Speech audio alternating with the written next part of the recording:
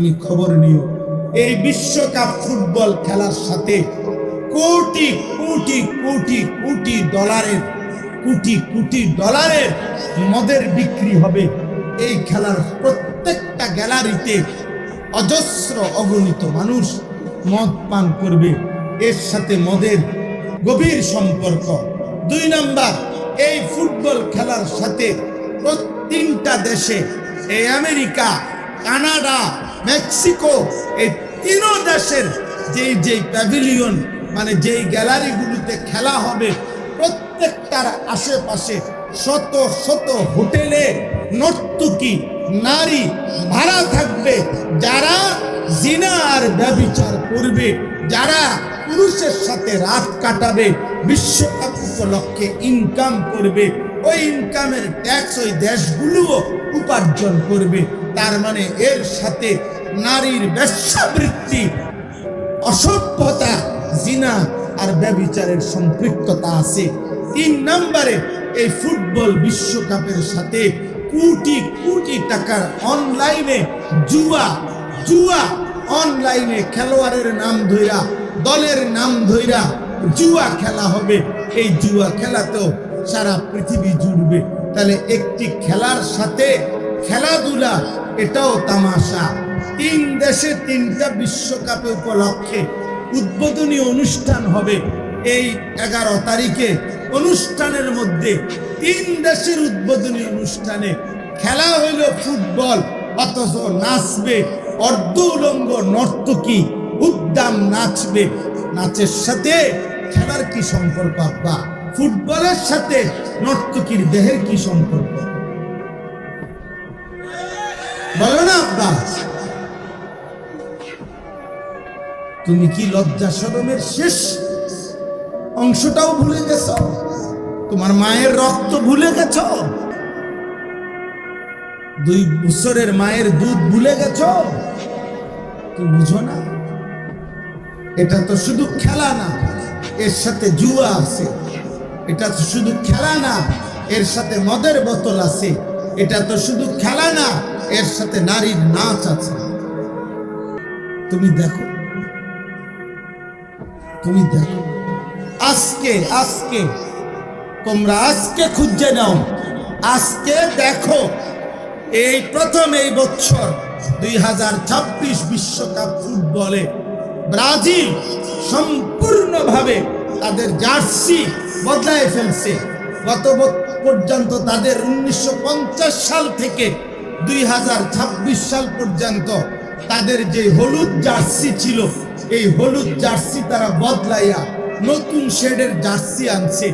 সারা পৃথিবীর অনলাইনে আজকে খবরে আসছে, সারা বিশ্ব আন্তর্জাতিকভাবে, যে ব্রাজিলের ওই জার্সি, নতুন জার্সি যেটা গেঞ্জি আর কি গায়ে দেয়, ওইটার মধ্যে শয়তানের প্রতিকৃতি, শয়তানের আকৃতি, মুখোশ এটার ভিতরে ছাপানো আছে।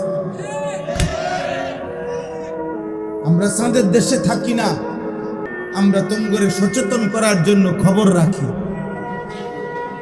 আমরা মঙ্গল গ্রহে থাকি না, প্রতিদিন খোঁজ খবর রাখি। বুঝো নাই আব্বা? সারা পৃথিবীর সচেতন মানুষ প্রতিবাদ করছে অনলাইনে, যে ব্রাজিলের এই জার্সির মধ্যে শয়তানের প্রতিকৃতি, শয়তানের মুখোশ এটার ভিতরে আছে। তুমি নালে লেখো, অনলাইনে গুগলে সার্চ দিয়ে লেখো যে ব্রাজিলের 2026 জার্সি নিয়ে বিতর্ক কি। দেখো, তুমি লাগা দেখো। বলো ভাই, তাহলে রক্তে যার ঈমান আছে, কলিজার মধ্যে মায়ের পবিত্র রক্ত যার আছে, ওই বেঈমানদের সাথে আমাদের কি সম্পর্ক? বলো না ভাই। ব্রাজিল আর্জেন্টিনার সাথে আমাদের ঈমানের কোনো সম্পর্ক আছে? আমাদের কালেমার কোনো সম্পর্ক আছে?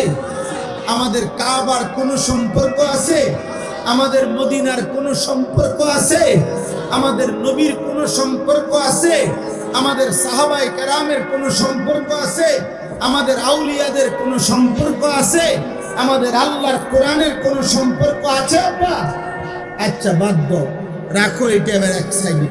ব্রাজিল আর্জেন্টিনার সাথে আমাদের বাংলাদেশের এই মাতৃভূমির প্রতি যার মায়া আছে, এই বাংলাদেশের আর্থিক, সামাজিক, রাজনৈতিক যে কোনো ক্ষেত্রে কোন দিক দিয়ে মিল আছে বলো না ভাই, একটা বিবেকবান বলো। বাংলাদেশের আর্থিক উন্নতিতে বা ব্রাজিল এবং আর্জেন্টিনার সাপোর্ট যদি আমাদের দেশে ব্যাপকভাবে বাড়ে, তো বাংলাদেশের বিদ্যুৎ সমস্যার সমাধান হবে, তেল সমস্যার সমাধান হবে, বাংলাদেশে হত্যা, খুন, ধর্ষণ, 8 বছরের না কন্যা ধর্ষণ, এইভাবে ব্যভিচার, এটা বন্ধ হয়ে যাবে বলো না ভাই। তা রাষ্ট্রের আর্থিক কি উন্নতি হবে? আখিরাত বাদ দাও, দুনিয়াবি উন্নতি।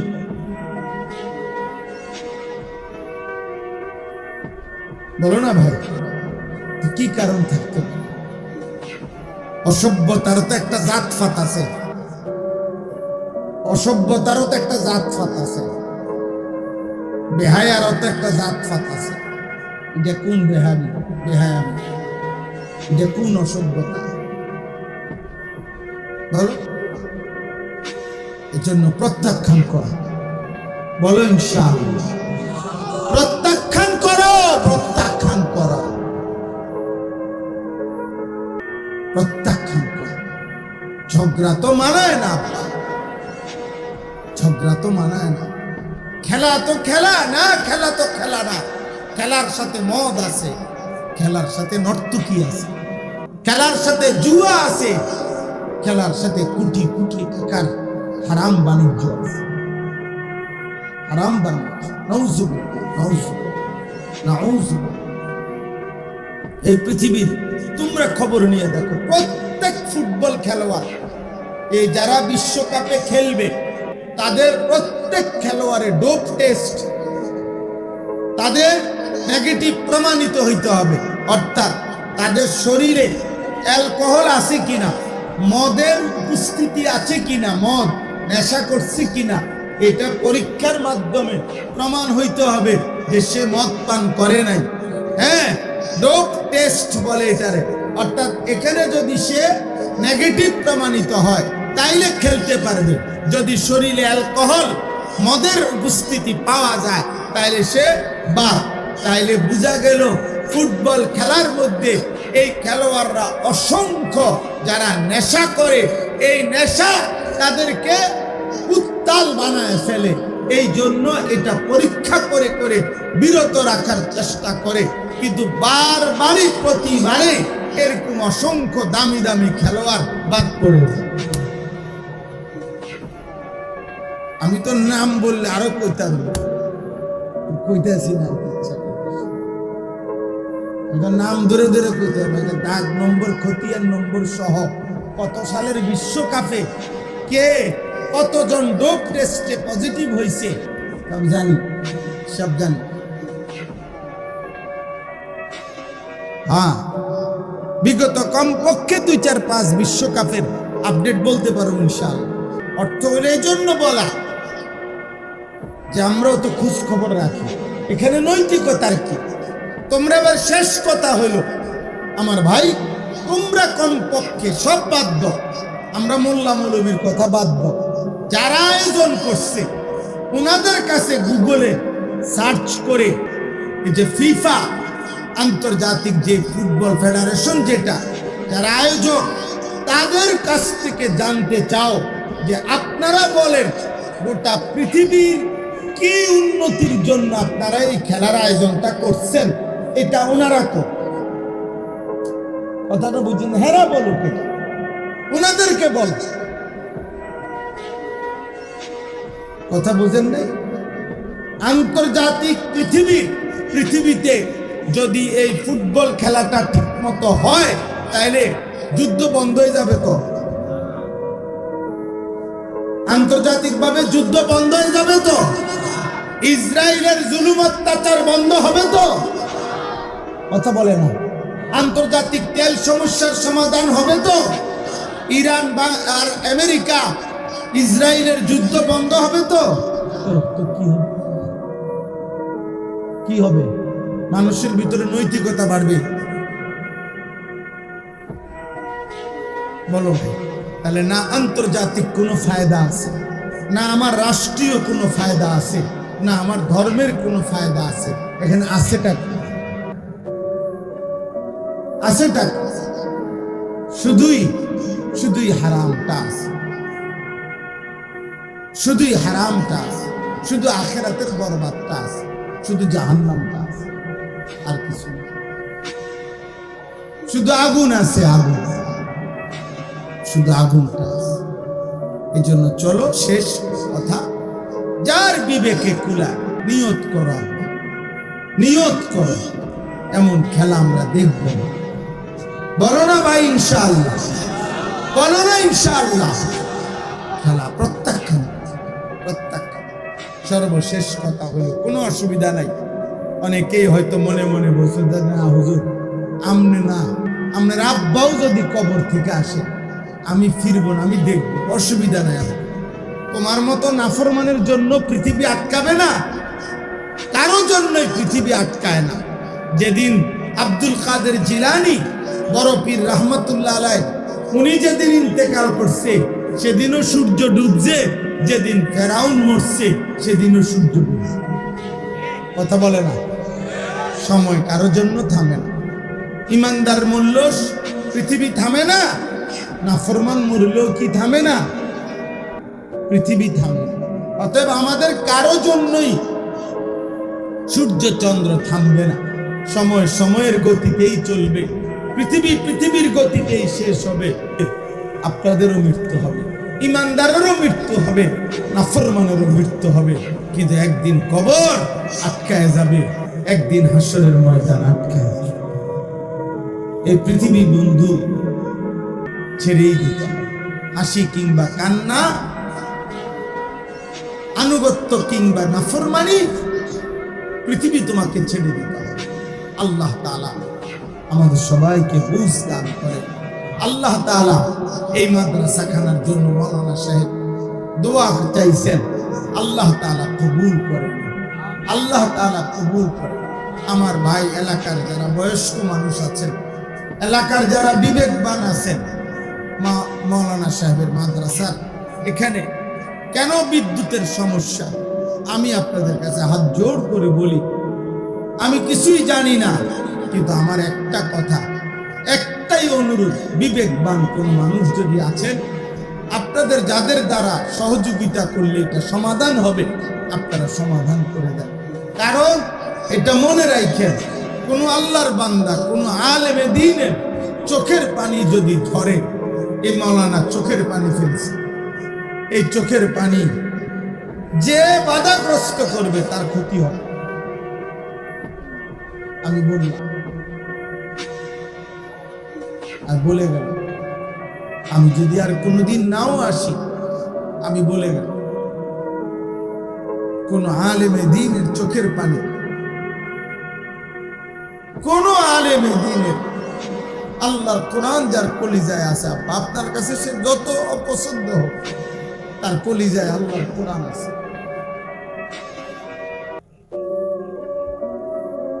অতএব তার চোখের বাণী সাংঘাতিক, সাংঘাতিক। আমি অনুরোধ করি, আল্লাহ তাআলা সমস্ত পেরেশানি দূর করে দেন। আমাদের প্রিয় ভাই মাওলানা সোহাইব আহমদ আশরাফি ভাই, ওনার মাদ্রাসা কত পেরেশানি নিয়ে বেচারা বলছে, শুনাইছে, আমরা দেখছি, অনেক পেরেশানি নিয়ে হিম্মতের সাথে মাদ্রাসাটা আগায় নিচ্ছে। আল্লাহ তাআলা ওনার মাদ্রাসাও কবুল করে নেন। আপনাদেরকে দাওয়াত দিছে 22 নভেম্বর এই বছর ওনার মাদ্রাসার বার্ষিক মাহফিল। আমাদেরও দাওয়াত আছে, আমারও দাওয়াত আছে, জোহরের পরে খুব সম্ভব বয়ান আছে, ইনশাআল্লাহ আমরাও আসার চেষ্টা করব, আল্লাহ চাই। আল্লাহ তাআলা আমাদের সবাইকে তৌফিক দান করুন। সর্বশেষ কথা আবারও বলি, আমার শেখ আল্লামা মুফতি মুশতাকুর নবী কাসিম হুজুর সব সময় বলে, আমারে বহুদিন এরম হাতে ধরে হুজুরে আমারে বলছে অনেক দিন, মাওলানা যেখানেই ভালো কাজ, যেখানেই নেক কাজ, সেখানেই আপনি কিছু না কিছু দিয়ে মিশে যাবেন, শরীক থাকবেন, কম হোক বেশ হোক। হুজুর এটা খুব মহব্বত করে বলে যে মাওলানা দেখবেন হাসরের ময়দানে নিজের আমল নামায় সারা দেশ থেকে নেকি দেখা খুশি হয়ে যাবে। কিরে আমি আনিসুর রহমান কুমিল্লা, আমার নামে দি সিলেটের থেকেও নেকি আছে, যশোরও নেকি আছে, ব্রাহ্মণবাড়িয়ারও নেকি আছে, হবিগঞ্জেরও নেকি আছে। ঘটনা কি? ওই যে কোনো না কোনোখানে দিনের কোনো না কোনো কাজে কিছু সহযোগিতার বরকতে আল্লাহ তাআলা আমল নামার মধ্যে নেকি করেছেন। এই জন্য প্রত্যেকে ঈমানের পক্ষে, আমলের পক্ষে, মসজিদের পক্ষে, মাদ্রাসার পক্ষে, উলামায়ে কেরামের পক্ষে থাকবে। বলেন ইনশাআল্লাহ, বলেন ইনশাআল্লাহ, বলেন ইনশাআল্লাহ। 2 বছর পরে, 6 মাস পরে, 5 মাস পরে মাঝে মধ্যে অনেক দিন নাস্তিক মুরতাদ বেঈমানরা টাকা খাওয়াইয়া সারলে আপনার মাঝে মধ্যে 2-4 জন চামচিকা বাদুর আপনার আমাদের দেশে মাঝে মাঝে লাড়া দেয়। এই সমস্ত পাগল ছাগল অল্প সময়ের ব্যবধানে হারিয়ে যায়। ইমানদার টিকেই থাকে, ইমানদার টিকেই থাকে, সিজদাওয়ালা টিকেই থাকে। আল্লাহ তাআলা আমাদের সবাইকে কবুল করেন। আজকের এই আনন্দগ্রাম ইসলামী যুব সংগঠনের এই মাহফিলে আল্লাহ বরকত দান করেন, আমিন। যার ধৈর্যের কুলায় যেটুকু কুলায় এটুকুই মনোযোগ দিয়ে শুনলে বরকত। মূলত আসলে কোনো ব্যক্তি বিশেষের কোনো বরকতে নেই, বরকত আল্লাহর কথা। এই জন্য আল্লাহর কথার প্রতি মনোযোগী হলে ধীরে ধীরে দিল নরম। একটা পাথরের উপরেও ধারাবাহিক পানি পড়লে পাথর একটা সময় ছোট্ট একটা ছিদ্র।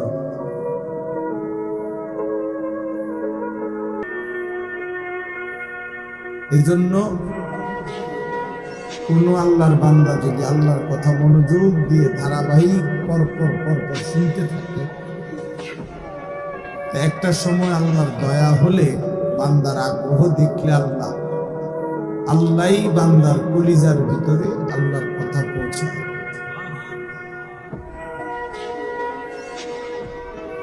কোরআন কারীমে কথাটা আছে, যেন সবাই মনোযোগ।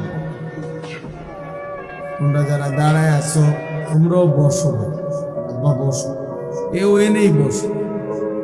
জায়গার মিল না হইলে যেমনি সুবিধা হয় এমনি বসো। জুতার উপরে 2 জুতা একসাথে করে ওইটার উপরে বসো, কিছুক্ষণ বসে শুনো। যখন কষ্ট বেশি লাগে উঠবে চলে গেলে পারো, অসুবিধা নেই। আমি ব্যক্তিগতভাবে এতে আমার কোনো অসুবিধা নেই,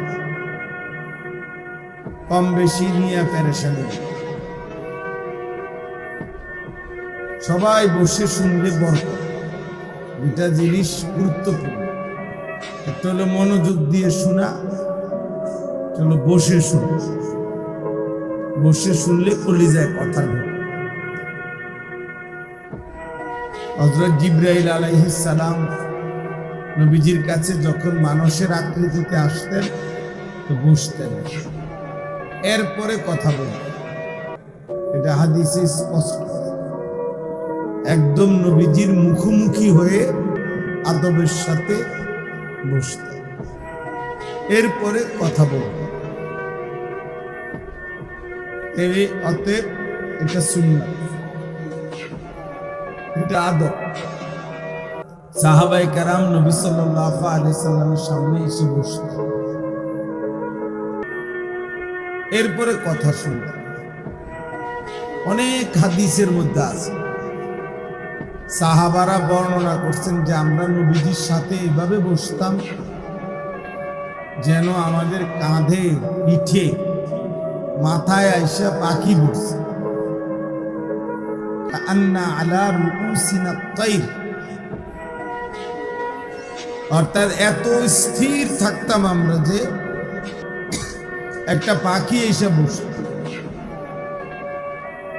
কোন হাদিসে আছে সাহাবী বলছেন এতটাই স্থির আমরা বসতাম মনে হইতো যেন আমাদের মাথা শরীর থেকে আলাদা হয়ে আছে।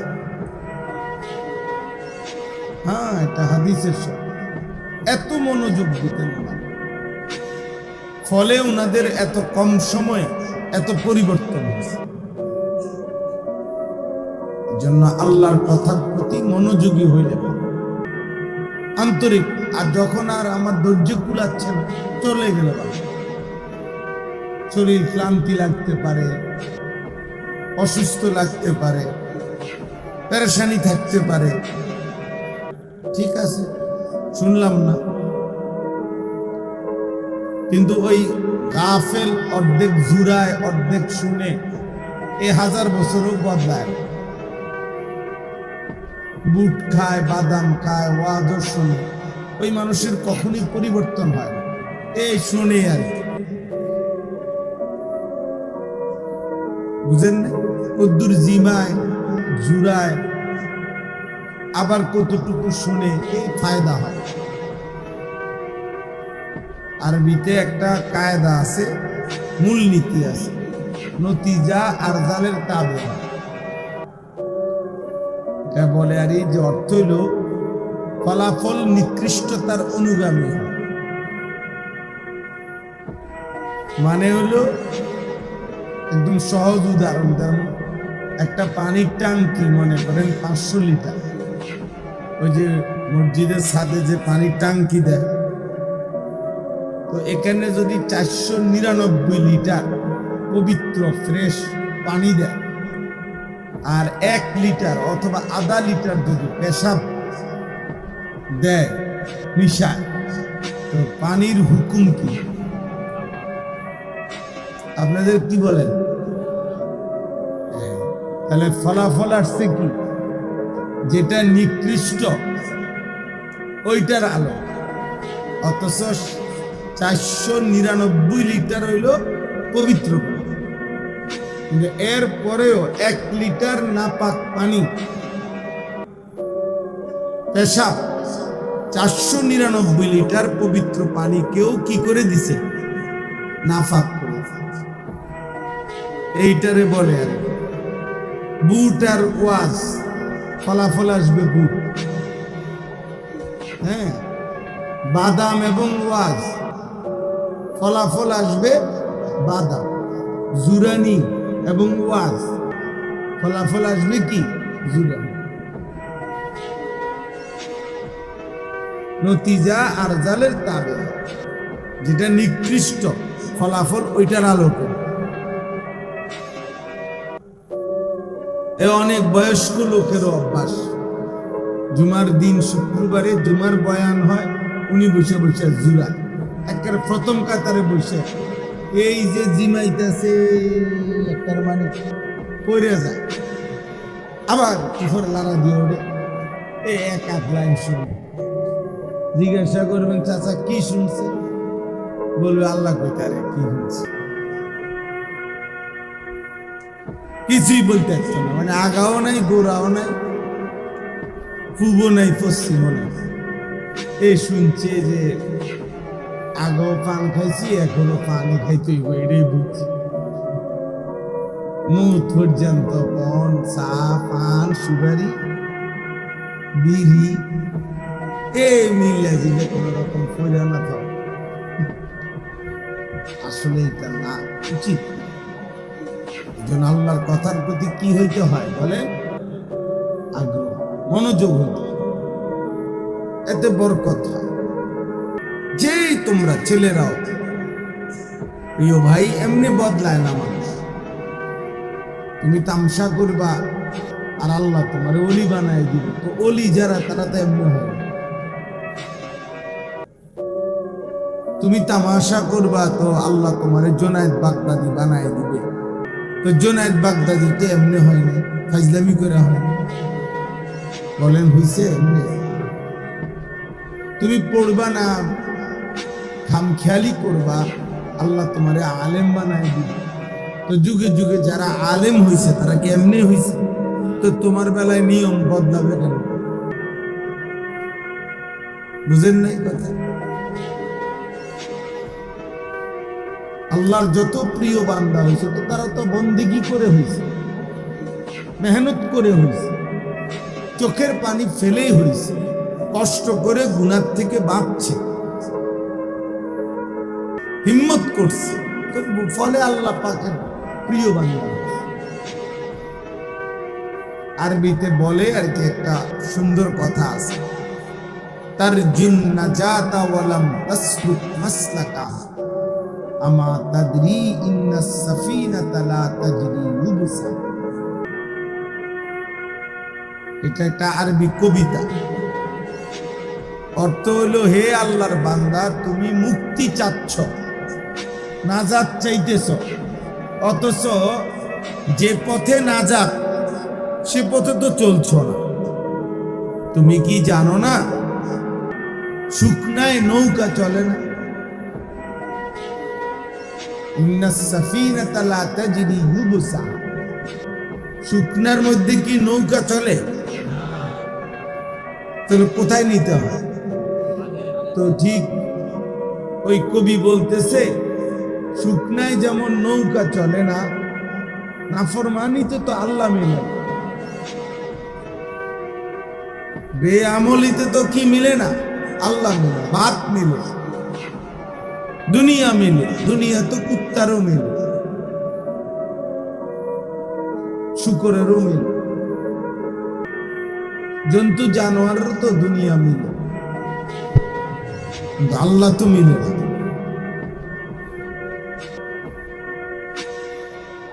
এজন্য এটা খুব গুরুত্ব। রাবেয়া বসরি ওনারও কবিতা আছে, একটা লাইন আছে, উনি বলছেন, লাউ কানা হুব্বুকা সাদিকান লা আতা'তাহু ইন্নাল মুহিব্বা লিমান ইউহিব্বু ইউতা। যে শোনো, যদি তোমার আল্লাহ রাসূলের প্রতি ভালোবাসা থাকতো সত্যিকার, তাহলে তো তুমি আল্লাহ রাসূলের আনুগত্যই করতে। তুমি কি জানো না যে যাকে ভালোবাসে সে তো তাকেই অনুসরণ করে? ভালোবাসি যাকে, অনুসরণ করে বুঝি আরেকজন। বলেন না, বিবেক কি বলে? মানুষ পছন্দ করে যাকে, অনুসরণ তাকে করে না অন্যকে? তাকেই করে, তাকেই করে। এজন্য প্রত্যেকে, ছেলেরা তোমাদেরকে বলি, চুল, চেহারা, লিবাস, পোশাক, চাল চলন, তোমার চেহারাই প্রমাণ করে তুমি কেন। আলাদা আইডেন্টি করার দরকার, এটা এমনিই তো বোঝা যায়, এমনিই তো বোঝা যায়। বয়স্ক বাবা আপনাদেরকে বলি, আপনারও আখলাক কেমন এটা বুঝার বাকি আছে। আপনি বসে বসে চা দোকানে বিড়ি খান, আপনি কেমন জাতের মানুষ এটা কি না বুঝার কি আছে? আপনি কথায় কথায় গালি দেন, তা আপনি কেমন জাতের মানুষ এটা না বুঝার কি আছে? আমরা কি চিরা খাই না? আমরা বুঝি না? সারা বছর আপনি টেলিভিশনে নাচ গান দেখেন, চা দোকানে আড্ডা দেন, তো আপনার চরিত্র আখলাক কেমন এটা না বুঝার কি আছে? কথা বলেন না? হ্যাঁ, আমাদের গ্রাম্য একটা সুন্দর কৌতুক আছে, আমার বল আকসামবাড়ি কুমিল্লা। তো ওইখানে এক বেটা ভাত খাইতেছে বসে বসে, আরেকজন আইয়া কিও ভাত নি খাও, কয় না কুদুর মাটি কাটি। এই বেটা আমি দেখতেছি পরিষ্কার তুমি ভাত খাইতেছ, কত তেলে দেখলে কষ্ট, তো দেখতেই আসো বেটা ভাত খাই, আবার দেখো ভাত নি খাও, মানে এটা তো বুঝাই যাইতেছে আমি কি খাইতেছি, ভাত খাইতেছি, তুমি আবার এটা কি জিজ্ঞাসা যে ভাত নি খাও, এই জন্য বলছি উল্টাটা মাড়ি কাটা। তাইলে বুঝা গেল মানে আপনি কি করছেন, আপনার চাল চলন উঠা বসা এটা কি মানুষ দেখলে বুঝে না? মানুষ আলোকে আলোই বলে, অন্ধকারকে অন্ধকারই বলে, মানুষ অসৎকে অসৎই জানে, সৎকে সৎই।